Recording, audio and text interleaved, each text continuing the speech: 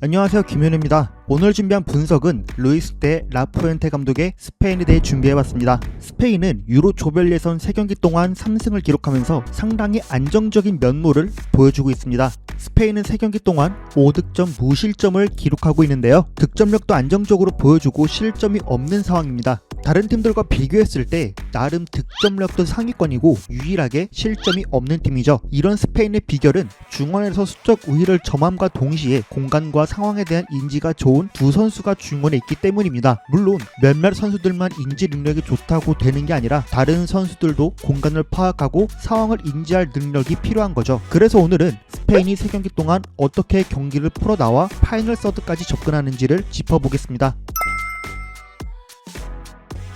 스페인은 4-3-3 형태를 기반으로 경기를 시작하는 팀입니다. 수비형 미드필더를 원볼란치로 기용하고 두 공격형 미드필더를 하프 스페이스에 두는 보편적인 4-3-3 형태를 활용하는 편이죠. 이런 형태에서 미드필더는 주로 로드리, 파비안, 페드리가 기용되는데요. 스페인을 상대했던 대부분의 팀들은 원톱이 앞에 위치하는 형태로 수비했습니다. 4-2-3-1 혹은 4-1-2-4-1 형태를 주로 활용했는데요. 원톱이 한쪽으로 몰아 채널링에 사이드로 몰아가는 방식보다는 밑에 있는 공격형 미드필더나 4-1-4-1에 하프 스페이스에 위치하는 선수가 스페인에 전개하는 위치에 따라 해당되는 미드필더가 올라와 4-4-1을 만드는 시스템이었죠. 그렇다 보니 스페인이 골킥부터 시작하는 빌드업 상황이든 스페인이 후방에서 빌드업하는 상황이든 투톱 형태가 되면 이 센터백이 중원까지 올라와야만 중원에서 수적으로 부족함이 없을 수 있었습니다. 다만 스페인이 이런 상태에서 풀어 나오는 방법은 주로 3가지였는데요. 첫 번째는 상대한 팀들이 전방에서 수적으로 부족함 없게 만들었지만 중원에서 센터백이 올라오지 못해 오히려 중원에서 수적으로 불리한 상황이 발생함으로써 미드필더가 앞을 바라보면서 전진해 라인을 내려가게 만든 상황들이 생겼습니다. 이런 상황들을 자세히 보면 보통 페드리를 견제하기 위해 수비형 미드필더가 미리 좌측으로 당기는 경우가 많거든요. 그럼 스페인 입장에서 모라타를 오른쪽 센터백이랑 붙여놓으면 이 센터백 입장에서는 모라타를 두고 나갈 수도 없고 왼쪽 센터백이 나가기에는 거리가 멀기에 못 나가는 상황이 생겨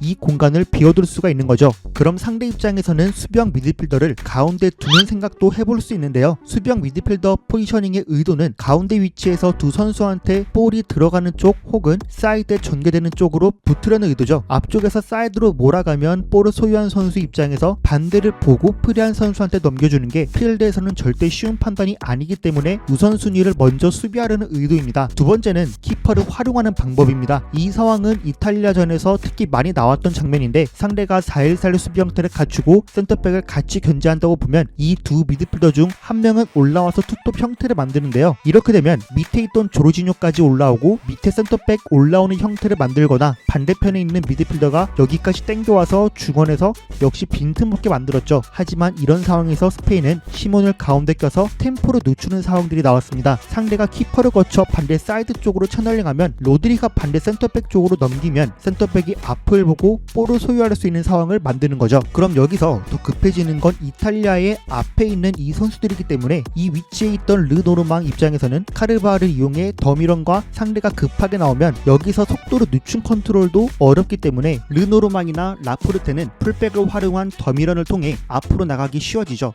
세 번째로는 스페인 후방에서 수적으로 딱 맞게 떨어지고 앞서 말한 첫 번째 포인트에서 수비형 미드필더가 한쪽으로 치우치는 게 아니라 가운데 위치하는 상황이라면 미드필더가 내려와 이 이성 공간을 더 만드는 방법인데요. 풀백한테 볼을 보내고 볼을 돌려치면서 모라타가 버텨주고 밑에 있는 미드필더에게 내주는 방법입니다. 이렇게 미드필더가 볼 소유하고 반대로 넘겨주면 사이드에서 박스까지 크로스로 진입할 수 있는 거죠. 1차전 경기 상황을 보면 스페인의 4-3-3 형태의 페드리와 파비안은 사실상 양쪽 하프 스페이스에 고정되어 있는 게 아니라 파비안이 내려가면 페드리가 이 이성 공간에서 횡으로 자유롭게 위치할 수 있도록 했는데요. 이 형태를 크로아티아는 코바치치나 모드리치가 지속적으로 앞으로 나와 센터백의 앞을 견제해 안쪽으로 못 들어오게 막으면서 중원에서는 보편적으로 수적으로 부족한 상황을 만들었습니다. 그러면서 이 센터백이 앞으로 나와 파비안을 견제해야 하는 시스템이었죠. 그러나 모라타를 의식해 나가지 못한다면 파비안은 넓게 나오고 프리해지고 앞을 바라보고 나오면 그대로 크로아티아는 박스 앞까지 수비 라인을 쭉 내려가게 되는 거죠. 이탈리아전을 보면 이번엔 바렐라가 여기까지 이미 올라와 있는 상태죠. 특히 이 스카마카 선수는 수비 가담도 적기 때문에 바렐라와 프라테시가 지금은 로드리를 견제하는데 이 두 선수가 센터백을 같이 보는 경우도 있을 정도로 스카마카의 수비 가담은 적은 편입니다. 이런 상태에서 바렐라가 채널링하면서 몰아가면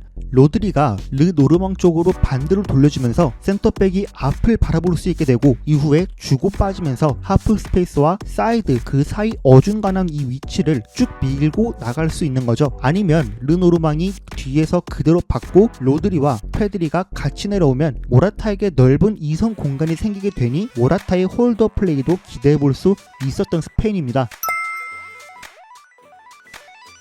미들서드까지 와서 스페인이 풀어나오는 방식은 공간을 인지하고 활용하는 움직임들이 돋보였습니다. 형태는 4-3-3 형태가 유지되고 상대도 4-1-4-1 혹은 4-5-1 형태를 활용하면서 원톱 수비 형태를 그대로 유지하는데요. 미들서드에서 크게 두 가지 원리를 보였습니다. 첫 번째는 상대 팀들이 대부분 원톱으로 수비하는 팀들이었기 때문에 후방에서 수적 우위를 점함과 동시에 상대 미드필더들이 앞으로 나와서 3명의 미드필더를 1대로 수비하는 방식을 택했는데요. 그러다 보니 수비형 미드필더가 횡으로 이동하면 사이드로 같이 이동하다 보니 반대 센터백 쪽으로 돌려놓으면 센터백이 앞을 바라보고 이 사이드에서 수적 우위를 점할 수 있었습니다. 그럼 수적 우위도 점할 수 있지만 미드필더도 앞으로 나오면서 하프 스페이스 공간이 나오죠. 다만 이 공간에서 받을 각도가 마땅치 못하고 들어간다 해도 뒤에서 묻을 가능성이 있게 됩니다. 그래서 파비안은 반대로 전환되면 사이드로 빠지거나 내려오고 윌리엄스가 이 공간으로 들어오고 쿠쿠렐라가 사이드 공간이 높게 올라가는 방식으로 전방의 숫자를 늘렸습니다.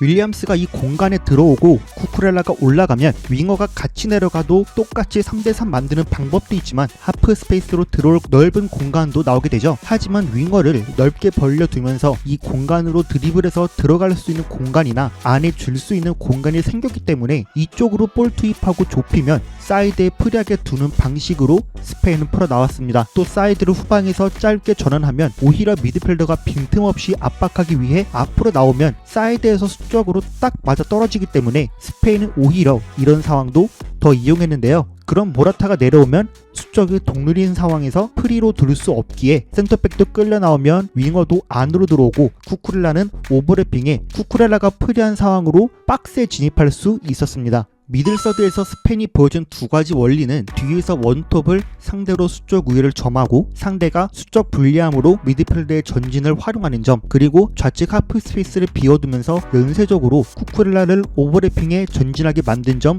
이 두 가지입니다. 이 두 가지 외에도 파비안이 내려오면서 선수를 끌어오면 페드리가 횡으로 프리하게 움직이는 패턴도 있었죠. 이렇듯 공간을 방어하는 방식보다 사람을 쫓아 수비하는 방식 때문에 스페인에게 오히려 더 공간을 내주게 되는 거죠. 이 상황을 보면 4-3-3 역삼각형 형태가 그대로 유지되죠. 보통 이런 상태에서 두 선수가 하프 스페이스에 고정된 포지셔닝만 가져간다고 생각하지만 스페인은 그렇지 않았습니다. 오히려 파비안이 가운데로 더 좁혀 들어와 대각선으로 볼 받으려고 하죠. 이런 장면이 대표적으로 파비안이 공간을 인지하고 좋은 타이밍에 활용하기 좋은 선수라고 하는 겁니다. 이 움직임 하나로 크로아티아는 수비 라인을 낮추고 이제 반대로 전환하는데요. 전환하면서도 반대 센터백을 견제하지 못했기 때문에 센터백이 앞으로 나갈 때 사이드에서는 수적으로 맞아 떨어지죠. 그러다 보니 모라타가 내려가는 걸 센터백이 쫓아가고 풀백과 센터백 사이가 더 벌어지면서 공간이 생기죠. 그러면서 쿠쿠렐라는 상대 등 뒤에서 오버래핑해 이 루트로 나갈 수 있게 되고 프리하게 나갈 수 있게 됩니다. 제가 오늘 준비한 분석은 여기까지입니다. 재밌고 유익하게 보셨다면 구독과 좋아요 부탁드리고 여러분들의 의견도 댓글로 남겨주세요. 감사합니다.